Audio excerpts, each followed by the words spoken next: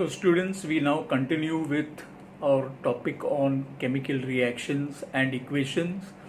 In the last few lectures, you learnt about oxidation reaction, reduction reaction, and in the last lecture, you learnt about redox reaction as well, right? Now, to take you back to the definitions before coming to a very important concept, right? You learned that an oxidation reaction is a reaction in which reactants gain oxygen or lose hydrogen, right? On the other hand, you learned that a reduction reaction is a reaction in which the reactants lose oxygen and gain hydrogen, right?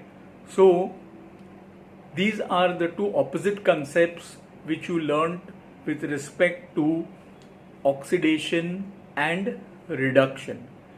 Now on your page 42, in the last line of the chapter, the last line of page 42, there is a sentence. If you read it carefully, I am drawing your attention so that you should be able to understand what is the meaning of that sentence. That's what I'm going to teach you today, right? So the last line says that oxidation is losing electrons. They came to the conclusion, or they showed it to you with the help of a reaction on top where iron sulfate is being reacted with some other compounds, right? Now, since you would have found that explanation a bit difficult, I have simplified it for you by explaining it to you. I'm trying to explain this concept to you by means of a simple redox reaction. I'm sure after going through it, the explanation, you will be able to understand the meaning of that line, that oxidation is losing electrons. On the other hand, on page number 43, you are also asked a question. Just above, there is a point, think about it. Just above that, there is a question asked: if oxidation is losing electrons, then what is reduction, right? So, in order for you to understand it better, there is a concept called oil rig concept. Oil is O-I-L, rig R-I-G. Now, an oil rig actually means offshore platform, or in the sea they have places where they extract oil from the ocean. That platform is called an oil rig. But here oxidation and reduction have nothing to do with it, only they have used the abbreviated form to make you remember what is oxidation and what is reduction. Oxidation is losing electrons, that is oil, and RIG, that is reduction, is gaining electrons. So in order to make you understand this concept, instead of dealing with the example given in your textbook on top, right, I am taking up a totally different example. I am giving you an example of a redox reaction which will clear the concept that oxidation is losing electrons and reduction is gaining electrons. But before we come into that concept, I want you to recapitulate or remember some very important points with respect to atoms losing or gaining electrons. If you understand that point properly, then you will not have difficulty in catching the concept that I am to explain to you right now. All of you know that an atom is electrically neutral because the number of positively charged protons are equal to the number of negatively charged electrons, right? Now, when does an atom become positively charged? An atom becomes positively charged when it loses electrons. That means it is going to be deficient or less in electrons. Originally, what did I say? Number of protons and number of electrons in an atom are equal. So if an atom loses electrons, that means the positive charge will be in majority. So on losing electrons, the atom becomes a positive ion, right? And on the reverse, when an atom gains electrons, so electrons will be in excess. That means on gaining electrons, an atom becomes negatively charged. So I want you to understand and keep this thing in mind while I am explaining to you the oil rig concept. Oxidation is losing electrons and reduction is gaining electrons, right? So we will see how exactly that happens, and you should be able to understand the oil rig concept at the end of the lecture today, right? So let's look at what is the meaning of oxidation is losing and reduction is gaining electrons. So here, students, we are with the understanding of oxidation is losing electrons, that is the abbreviated form OIL. Oxidation is losing, and reduction is gaining electrons, that is RIG. R, reduction is gaining electrons. So in order to explain this concept that oxidation is losing electrons and reduction means gaining electrons, I am giving you or explaining it with the help of a very simple redox reaction.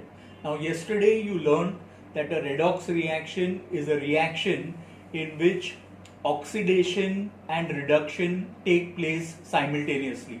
So here you can see that copper oxide getting converted into copper by losing oxygen is a reduction reaction, and on the other hand, magnesium, right, by gaining oxygen it has become magnesium oxide, right? So this is an oxidation reaction. From magnesium to magnesium oxide, oxidation. From copper oxide to copper, it's a reduction reaction. So now here let us see exactly how the oil rig concept applies, right? Now students, copper oxide and magnesium oxide, these both are basically ionic compounds, right? Both are ionic compounds because they come together and form a compound because of their opposite charges. That is, when copper and oxygen came together, one gave away electrons, copper has given away electrons and oxygen has accepted that. That is why I am just writing it for your understanding. So this is an ionic compound where this would be positively charged and this would be negatively charged. Similarly, you know, I told you that metals normally attain a positive charge by losing electrons. So here in this compound, magnesium is positive. So these are ionic compounds, but the metals are definitely not ionic. They are atoms, right? Solid atoms. Now how this happens, let us see. See, when copper oxide combines with magnesium, right? What happens is that in order to reduce copper oxide to copper, magnesium, you look here at the ionic reaction, you'll be able to understand better, right? In order to reduce copper oxide to copper, what happens is magnesium gives 2 electrons to copper and converts it into a copper atom. Here this Cu2 plus O means while forming the compound copper oxide, copper has lost 2 electrons, that's why it has a 2 negative charge, right?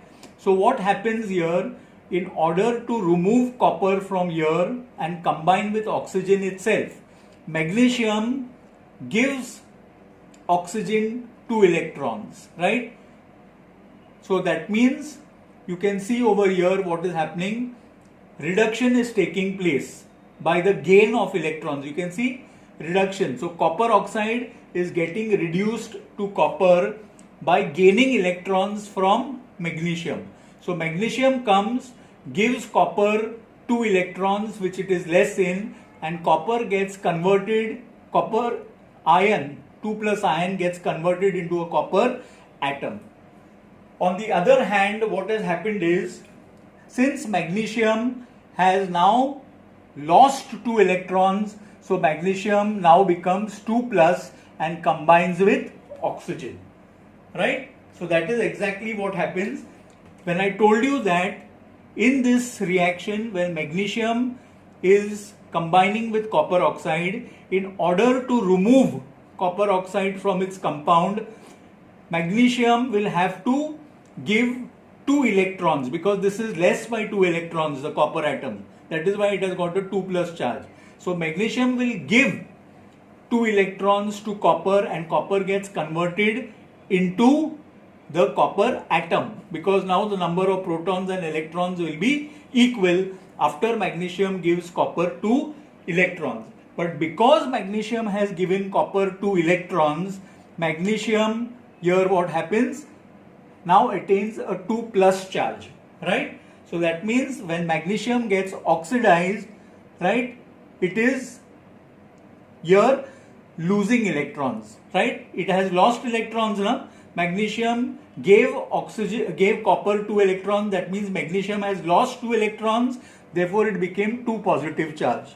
So that means the oxidation of magnesium took place by loss of electrons. That is why I am saying it is oxidation is losing electrons.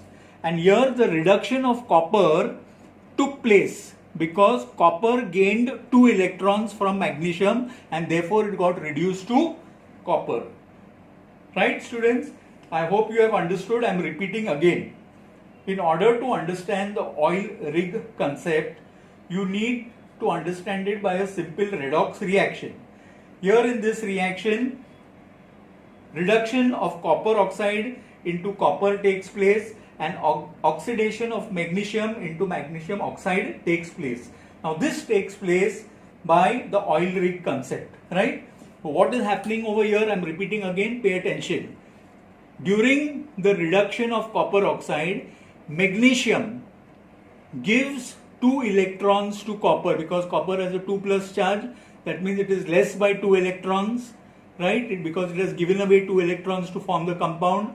So magnesium donates or gives copper 2 electrons, right? So that means copper atoms are gaining electrons and getting reduced to copper. So copper ion is gaining electrons and getting reduced to copper by taking those 2 electrons from magnesium. So reduction is taking place by gain of electrons. And on the other hand, because magnesium has given up 2 electrons to copper to make it into a copper atom, magnesium now has lost 2 electrons, so it gains a 2 positive charge, right? And then it combines with this oxygen to form magnesium oxide. So students, I think this should suffice the understanding that reduction is gaining electrons and oxidation takes place by loss of electrons. Because in the concept of rusting or corrosion, you need to understand that oxidation of metals takes place resulting in corrosion, and oxidation is nothing but the loss of electrons as well. So I hope students this concept is well understood.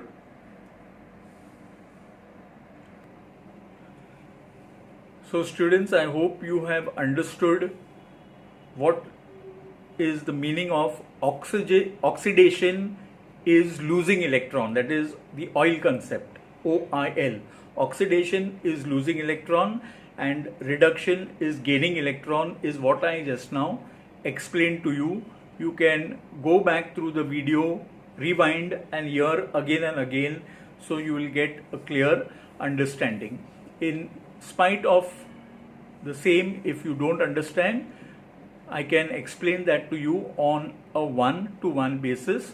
That's not a problem at all. You are free to ask me and call me in case of any doubts. Now students, before I take up corrosion, in detail and show you how the rusting of iron is not a very simple process. It is actually an electrochemical process. Before taking up that, or before showing you how the rusting of iron is an electrochemical process, I will explain another topic. Yesterday I told you what is corrosion. Corrosion basically is the degradation of a metal due to its reaction with the constituents of atmosphere, right? And even heat and acids as well. But in case of iron, iron gets corroded by getting oxidized or combining with oxygen in the presence of moisture. You will find this incidents very frequently during the rainy season, and rusting of iron is basically the oxidation of iron, right? So oxidation means losing electrons. That's why I had to explain this concept before going into corrosion in detail, because you will find that in the process of corrosion or rusting of iron, iron is losing electrons to get oxidized, right? So we will come to the topic on corrosion again in detail, but for now let me explain to you a very small topic, that is rancidity, right? Now rancidity is, many a time students, you must have seen or you must have experienced that you have tasted some food in your house which has been fried, right? Deep fried or shallow fried. It may have a bad taste, or even the smell of the oil that you smell may be very foul odor, right?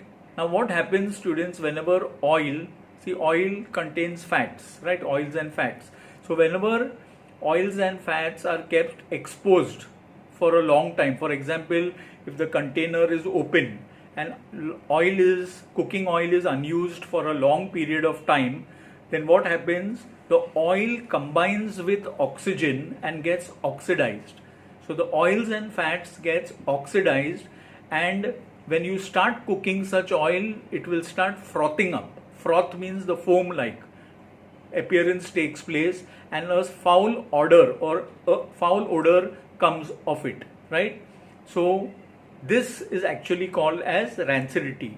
So if you are asked what is rancidity, rancidity is to be explained like this: whenever oil and fats are kept standing for a long time exposed to air, they combine with oxygen or they get oxidized, because of which their taste becomes bad, they start frothing when cooked, and they start giving out a foul odor, that means smell. So this is called as rancidity of oil. Now if rancidity has to be prevented, there are two good ways of preventing rancidity, right? One method is of keeping it in an air-tight container.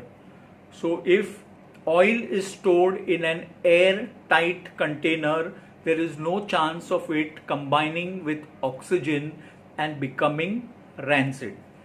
Another protective or preventive measure that can be taken while storing oil for a long time, cooking oil for a long time, is adding some natural antioxidants. Antioxidants are chemical substances, natural or synthetic, they may be manufactured, but they prevent the oxidation of certain things if added, right? For example, if you add an antioxidant to cooking oil, the cooking oil will not become rancid. There are many natural antioxidants available in the market. One such one is called rosemary, and another one could be a form of vitamin C or ascorbic acid. These are two very good natural antioxidants that prevent the rancidity of oil, right? Besides, there are some synthetic ones which are manufactured in chemical laboratories. You can get the names from the internet. Just Google it and you will find out a couple of names of synthetic antioxidants that are available. Just note down the names. I'm giving it to you as an assignment. So find out the names of 2 synthetic antioxidants that are available in the market. You can also, for interest sake, right, you can also type down the natural antioxidants available in the market. I already mentioned it to you. The natural antioxidants are rosemary and acetic acid, right? So students, I have concluded my today's lecture by taking up the oil rig concept.